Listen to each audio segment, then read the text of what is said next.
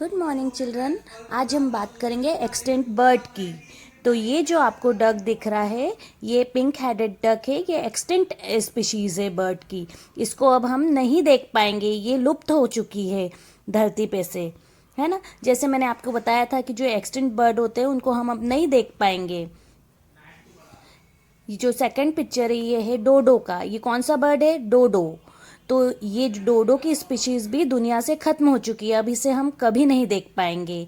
तो जब भी कोई आपसे एक्सटिंक्ट बर्ड्स के नेम पूछे तो आप ये दोनों नेम बताइएगा, pink headed duck and dodo. Okay, आपको समझ में आया होगा। Okay, bye bye.